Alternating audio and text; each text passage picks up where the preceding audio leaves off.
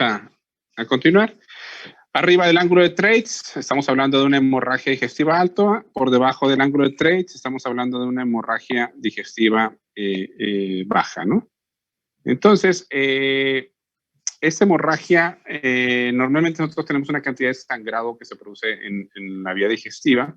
Estamos hablando de que aproximadamente 50 mililitros de sangre se puede generar a nivel del tracto digestivo como un sangrado normal, ¿sí? Que no va a tener ninguna repercusión hemodinámica en nuestros pacientes o en nosotros mismos. Y el problema es cuando se sobrepasa ante esta cantidad y pues ya vamos a tener tanto signología como deterioro del hemodinámico dependiendo de la cantidad que se pueda presentar y del tiempo o de la agudización que se pueda llegar. Estamos hablando de que vamos a tener un sangrado que puede ser agudo o puede ser crónico en cuanto a su evolución. No va a ser lo mismo la compensación hemodinámica que tiene el paciente. Ante una presentación crónica, pues empiezan a hacer mecanismos compensadores para tratar de tolerar la pérdida hemática de forma constante y crónica, a diferencia de la aguda, donde vamos a tener un deterioro hemodinámico más notorio.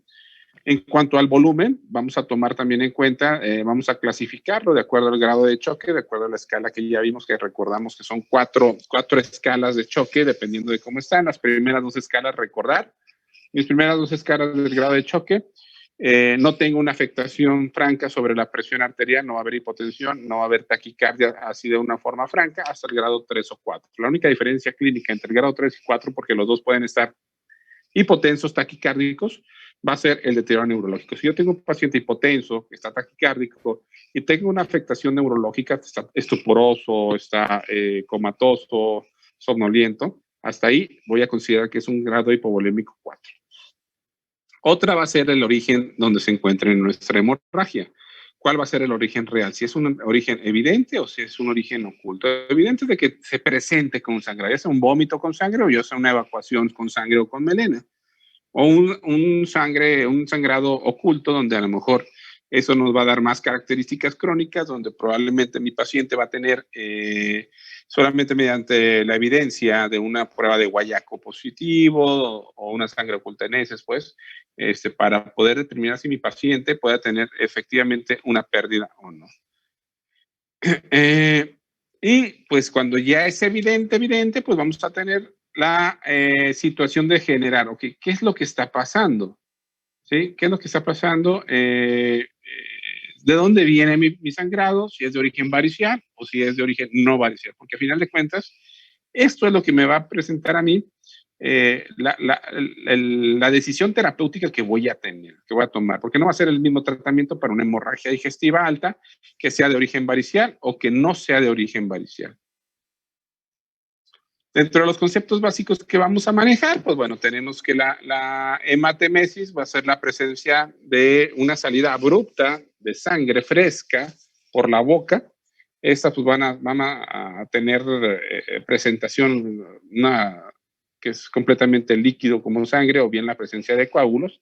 Esa la vamos a considerar como hematemesis, que va a ser la manifestación de una hemorragia activa. Significa de que está sangrando en ese momento y por eso se llenó el contenido gástrico, irritó la mucosa gástrica, generó la náusea y se presentó el vómito para poder expulsar todo el material irritativo que tiene. Y si está con un concepto de hematemesis, que tenga el sangrado fresco, pues entonces estamos hablando de que ese paciente tiene un sangrado activo. ¿Ok? Vamos a tener melanemesis o bien la presentación de sangrado en pozos de café. Va a ser ya una sangre que va a ser previamente digerida por los jugos gástricos, donde ya vamos a tener un oscuro color, como los asentamientos del café en una taza, o bien negruzco, vamos a tener ahí la presentación de ese vómito, ¿no? Eso se va a llamar melanemesis o la presentación en vómitos en pozos de café. Voy a tener también melena, en la cual ya son evacuaciones con características negras, espesas, fétidas, porque ya hay una degradación proteica de la hemoglobina por el mismo sangrado a nivel intestinal, por las bacterias intestinales, y eso me va a generar que las evacuaciones no sean formadas, que sean más pastosas, inclusive con tendencia a la disminución de esta y de la diarrea. Es un color sui generis negro oscuro como chapopote, y el olor pues obviamente va a ser mucho más fétido que una evacuación normal por la degradación proteica que se genera, está echado a perdernos la proteína de ahí. Y la hematoquesia, la presencia de sangre color rojo vinoso, que esto nos está hablando un poquito más ya de sangrados más alejados del ángulo de Treitz, se relaciona más con sangrados del tracto digestivo bajo, pero dependiendo de la cantidad de sangre que tenga mi paciente, seguramente va a tener, si el paciente está con una úlcera gástrica y está sangre y sangre y sangre y sangre de forma activa, pues obviamente la degradación no va a ser tan completa por la cantidad de sangre y vamos a tener a lo mejor evacuaciones rojas vinosas o salida de sangre o salida de sangre ya de características vinosas u oscuras, o sea, no tan sangre fresca como tal, ¿no? Las causas pueden ser debido a hipertensión portal o a otras causas que no sean por hipertensión portal, como el síndrome Mallory-Weiss, que es un desgarramiento de la mucosa gástrica por un esfuerzo, una arcada, generalmente en vómitos, una esofagitis péptica, el cáncer esofágico, úlceras esofágicas, y dentro de las causas gástricas también las dividimos en causas de hipertensión portal o no. Las gastritis por varices o las gastritis hipertensivas, por lo secundario la hipertensión portal, me pueden generar problema de sangrado, y ya otras causas gástricas que no son variciales, la gastritis erosiva, la úlcera péptica, el cáncer o algunos angiomas, ¿no? Entonces, la presentación o la causa más frecuente de hemorragia digestiva, obviamente estamos hablando de la úlcera péptica. Más allá de otras patologías, vamos a estar hablando que la úlcera péptica va a ser más responsable de las hemorragias, ¿no? Por eso es importante interpretar todo lo que nos arroja en la exploración, en la historia clínica de nuestros pacientes. Si ha tenido dolor epigástrico, si tiene periodos intermitentes de ayuno, si presenta dolor o se le quita el dolor con el alimento, etcétera, ¿no? Las características que ustedes no saben para pensar si es un problema péptico o no. Vamos a hablar ahorita de la hemorragia no varicial, es la más fácil. La hemorragia no varicial, ya vemos dentro de la patología de la hemorragia no varicial, si se fijan, ojo, no se confundan aquí tenemos que hay una mayor cantidad de porcentaje de gastropatía erosiva. Pero ¿cuál habíamos quedado que iba a ser la de mayor? La úlcera péptica, ¿no? Solamente que en este pastel nos lo dividen en una úlcera duodenal y en una úlcera gástrica, pero sumado, pues obviamente nos va a dar mucho mayor porcentaje que la gastropatía erosiva. La gastropatía erosiva, sobre todo, va a ser mucho más frecuente en sangrado por fármacos, por erosión directa sobre la mucosa, ¿no? Bien.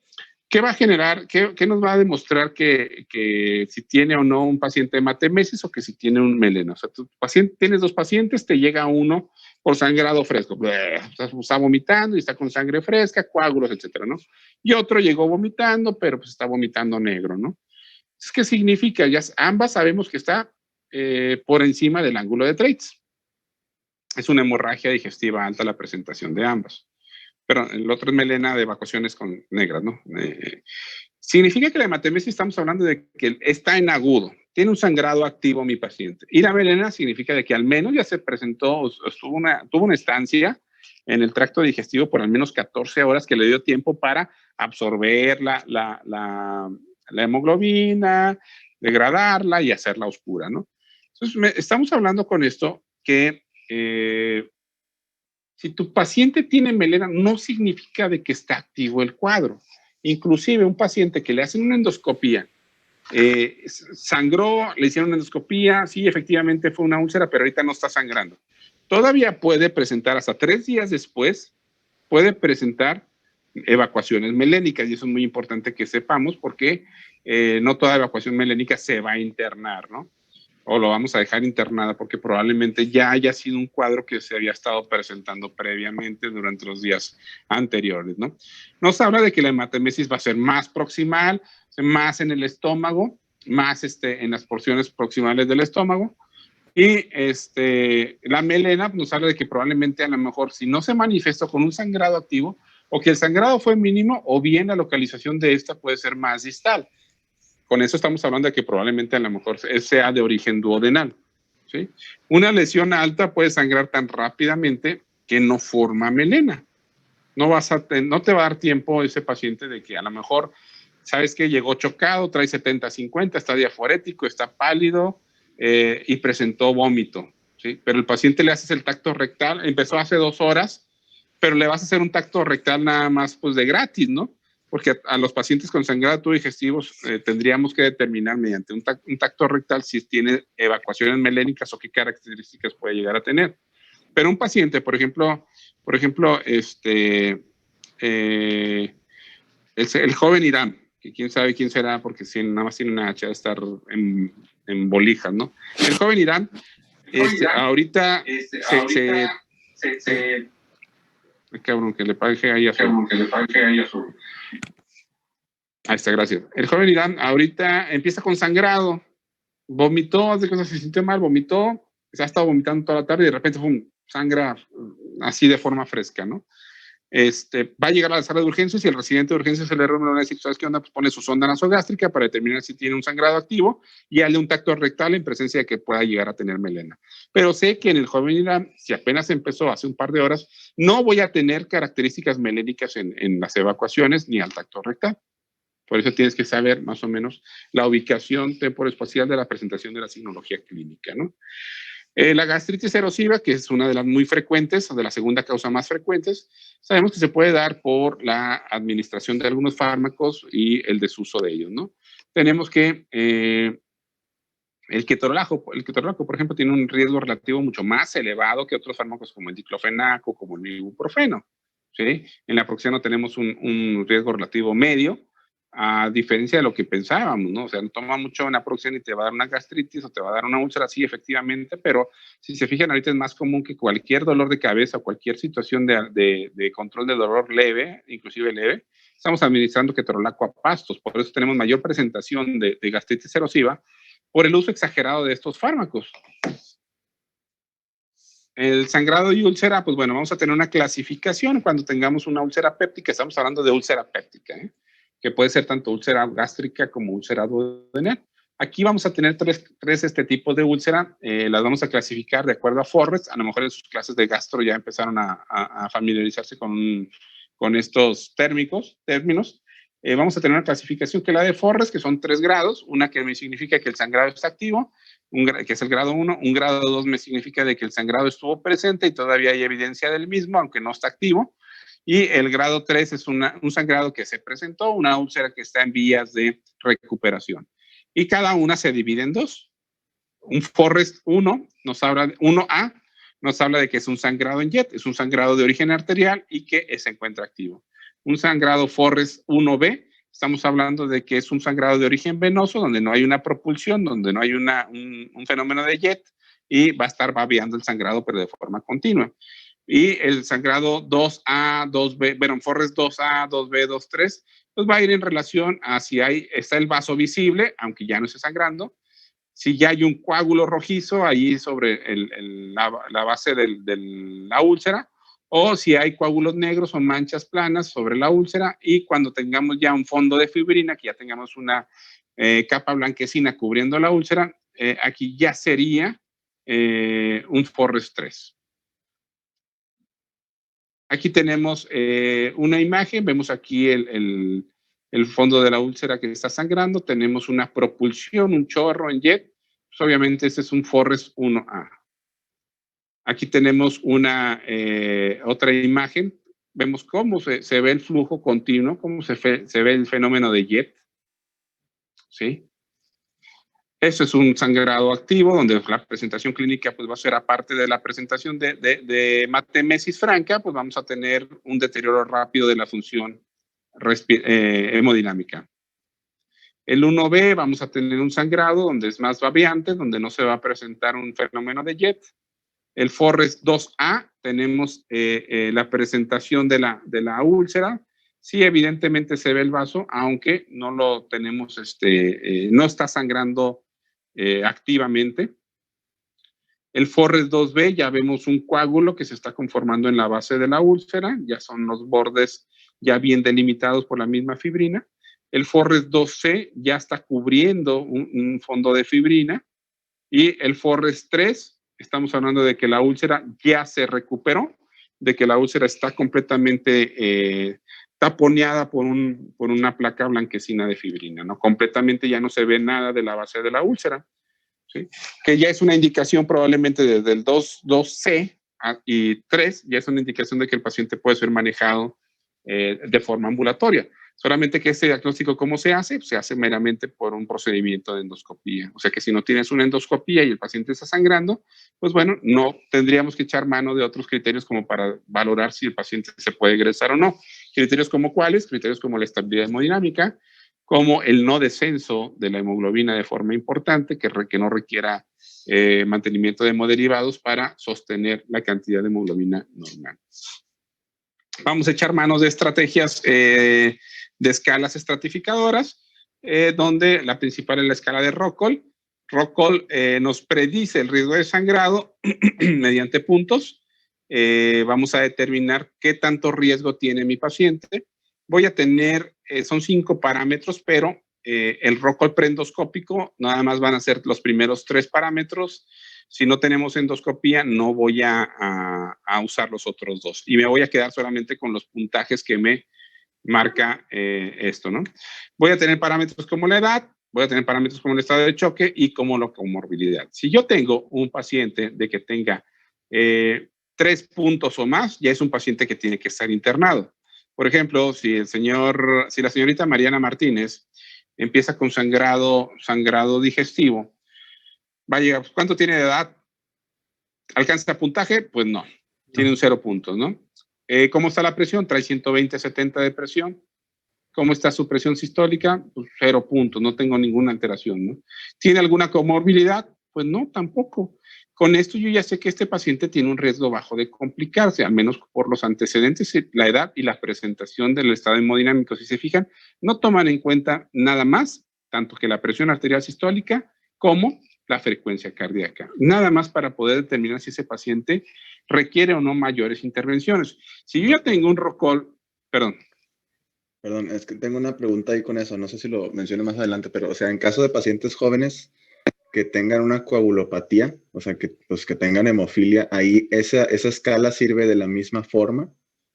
¿Tú O, qué crees, o hay, campeón? Pues no, no, obviamente que no. pues, o Obviamente sea, me que no. imagino que que va a sangrar más y que, por ejemplo, los signos vitales ya no van a ser tan estables porque va a tener más sangrado. Pero, Exacto. pues no sé. Pues obviamente no, o sea, es una entidad ya más específica donde esto no me va a servir absolutamente de nada. O sea, y la presentación clínica, pues, no va a ser para nada parecida, ¿no? O sea, a esto es lo que voy. La señorita Mariana Martínez llega porque presentó un vómito en pozos de café. O presentó un vómito, se fue de jarra y presentó un vómito con sangre, ¿sí? Con ella, con esta escala, ¿tiene un criterio de riesgo? ¿Tiene criterio de riesgo? No. Sí, no. ¿Qué es lo que tengo que investigar? Pues sabes que cuando te fuiste de jarra, estuviste tomando mucho, seguramente estuviste vomitando y fue un desgarro de la mucosa gastroesofágica, un maloribitis, pues no, o sea, no hay nada que hacerte, ¿sí? ¿Por qué? Porque tengo una estabilidad hemodinámica, ¿sí? Si está estable hemodinámicamente, está joven y no tiene ninguna comorbilidad, pues obviamente es una paciente de bajo riesgo. ¿Sí? Sí nos aplicamos a esto, sí estamos en el mismo canal, ¿verdad? En la hemorragia varicial, pues bueno, aquí cambia completamente la circunstancia, ¿no? Vamos a tener que el hígado, al estar cirrótico, al estar fibroso, va a generar una resistencia aumentada a nivel de la circulación portal. Y este aumento de la presión portal, ¿qué es lo que me va a generar? Va a generar que el flujo mesentérico, pues obviamente vaya a optar por buscar otros lugares de menor resistencia. Acuérdate que si tienes bien rígida la presión, la vasculatura portal, pues obviamente, ¿cómo crees que va a estar la presión? Pues va a estar la presión aumentada, ¿sí? y no va a poder desembocar normalmente ahí como lo hace toda la sangre mesentérica, toda la sangre mesentérica, toda la sangre esplácnica, a nivel del hígado, donde tendría que irse, ¿no? Para poderse filtrar y bla, bla, bla. Pero aquí, ¿qué es lo que pasa? Tengo un lugar donde hay resistencia y opto mejor por irme por otro lado, ¿no? ¿Y cuál es la situación? Pues bueno, me voy a ir a una circulación donde los vasos no tienen la misma pared muscular que la aporta para poder soportar toda esa presión. Son vasos, son venas más delgadas. ¿Y qué es lo que se va a generar? Primero, un aumento de tamaño de las varices, luego voy a tener un aumento del grosor de las paredes y luego una tortuosidad y deformidad de estos mismos, ¿no? Entonces, ¿qué tengo? Hipertensión portal, se desvía la circulación, nos vamos sobre todo al plexo de la vena ácigos, que son los que están ahí a nivel de la unión gastroesofágica, y nos vamos a generar una tortuosidad de estos y me va a generar, con eso, por el aumento de presión, se empiezan a emblandecer algunas porciones de las paredes, se empiezan a dilatar algunas situaciones y me va a generar, por esta misma situación, la tortuosidad y la presentación de las varices, ¿no? Y de acuerdo a las varices, pues bueno, pueden protruir hacia la luz y me van a generar una obstrucción parcial y eso tiene mucho mayor riesgo. Mientras más grandes estén, pues obviamente mayor riesgo de sangrado, de ruptura que se pueda presentar. Hasta con la comida se pueden llegar a reventar, ¿no? Nuevamente recordando, aumento de la presión en arteria, presión portal, ¿qué es lo que se me va a generar?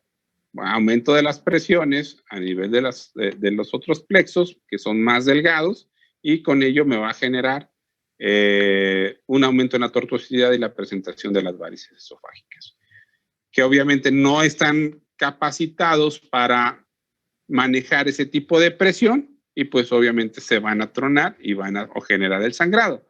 Con esto, ¿qué podemos pensar? Bueno, el tratamiento ¿a qué debe de ir indicado? El tratamiento tiene que ir indicado a disminuir mi presión portal para evitar que se presente un sangrado digestivo, ¿sí? Por una ruptura varicial, pues lo primero que tengo que hacer es controlar mi presión portal. Disminuir a valores de 10 y 12 al menos para evitar que tengamos un riesgo de sangrado, ¿no? Existen como unas 14 a 20 clasificaciones de varices esofágicas. Como quieran ustedes, hay muchísimas. Cada cirujano, cada gastroenterólogo maneja la que más le convenga.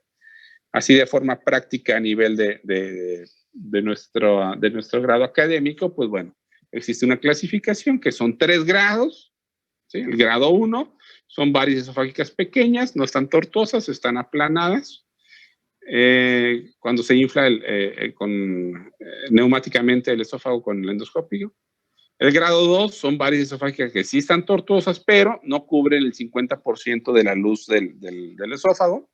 Y el grado 3 ya son varices grandes, tortuosas, que cubren más del 50%, y pues obviamente vamos a tener mayor riesgo de ruptura de esta, ¿no?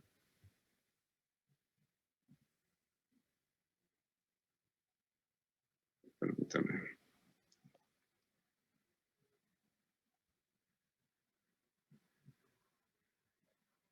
Bien. Aquí tenemos un pequeño videito que está muy, eso es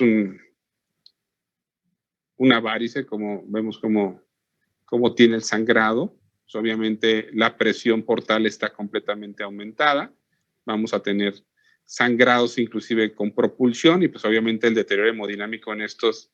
La señorita Mariana Martínez está con cara de asco. Se le antojaron los camarones. ¿Sí? Y vamos a, dependiendo de la presión portal, pues es como si tú apachurraras la salsa en una bolsa, ¿no? Obviamente va a salir a mayor presión va a salir con mayor propulsión y el vaciamiento del contenido intravascular pues va a ser mucho mayor. Por eso, a mayor presión, pues vamos a tener mayor deterioro hemodinámico mucho más rápido, ¿no? En el abordaje terapéutico, pues vamos a tener tanto para el sangrado digestivo alto varicial y no varicial, vamos a hacer nuestro ABC. Nuestra doctrina del ABC, tengo que mantener mi vía aérea permeable, o sea, ¿Cómo lo voy a mantener? Pues voy a poner a mi paciente en posición semi-Fowler. ¿Por qué? Porque si vomita va a tener menor riesgo de que se me obstruya mi vía aérea con el vómito. ¿Sí? Y si lo que me puede obstruir mi vía aérea es vómito con sangre, entonces lo que tengo que hacer es colocarle una sonda nasogástrica que aparte me va a servir para determinar si está activo o no, me va a servir para vaciar ese estómago y disminuir el riesgo de broncoaspiración y que tenga ya un dato de obstrucción de la vía aérea. Tengo que mantener una adecuada ventilación, tengo que apoyar si es que me desatura mi paciente por debajo del 94%, tengo que soportar esa baja de oxigenación con suplementos de oxígeno, ¿sí? Con cánulas nasales o con algún otro dispositivo para mantener una saturación de oxígeno por encima de 94. Pero recordando de que si el paciente está anémico, ¿sí? La saturación de oxígeno a lo mejor no va a ser tan óptima como quisiéramos porque no va a haber hemoglobina que transporte el oxígeno, ¿sí? Entonces no quieran meterle toda la cantidad de oxígeno en un paciente que está con un sangrado, con un choque grado 4, pues mejor ponle, aparte del oxígeno, ponle también hemoglobina para que transporte ese oxígeno. Dentro de mi C, ya llevo mi A, ya llevo mi B, ya llevo mi C. Tengo que mantener una adecuada circulación, igual lo que ya mencionamos, canalizar doble vía, tengo que cruzar hemoderivados. Recuerden la reanimación inicial con 1-1-1. Tengo que pasar 1 litro durante la primera hora. Solicitar laboratorios de todo lo que pueda llegar a tener. Si estoy pensando en un paciente hepatópata, pues obviamente tiempos de coagulación, prueba de funcionamiento hepático, obviamente el grupo IRH, la biometría hemática, ¿no?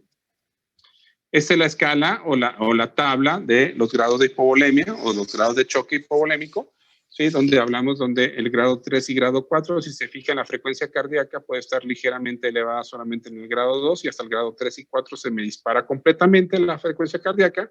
Y la presión arterial, si se fijan, tenemos aquí la presión arterial, puede estar normal en el grado 1 y en el grado 2, pero en el grado 3 y en el grado 4 están disminuidas las dos, solamente que la alteración en el sistema nervioso central es lo que nos va a generar la diferenciación entre el grado 3 y el grado 4. Pacientes con deterioro neurológico lo podemos catalogar ya en un grado 4. Y me dices, a lo mejor se puede decir ahorita, bueno, pero si trae una frecuencia cardíaca de 100 y trae una presión de 90-50, ¿dónde lo voy a catalogar? Porque no quedan los dos. Ah, bueno, lo voy a catalogar de acuerdo al parámetro más crítico que se pueda llegar a presentar. El tratamiento farmacológico en cuanto a la hemorragia no varicial, me voy a ir desde, bueno, la ranitina no la vamos a ver porque ya quedó excluida del mundo mundial, ya no vamos a utilizar ranitidina, ¿no? El tratamiento farmacológico de la hemorragia digestiva no varicial está a base de inhibidores de la bomba de protones. Generalmente tenemos el omeprazol, pantoprazol, lansoprazol, ¿sí? Es omeprazol. Vamos a dividir el tratamiento en un sangrado activo, en un sangrado no activo. ¿Cuál sería el sangrado no activo? La característica clínica, recordando, es un paciente que a lo mejor presenta vómitos en pozos de café o que presenta ya evacuaciones melénicas nada más durante ya algunos días previos. Ese los catalogaríamos como un no activo.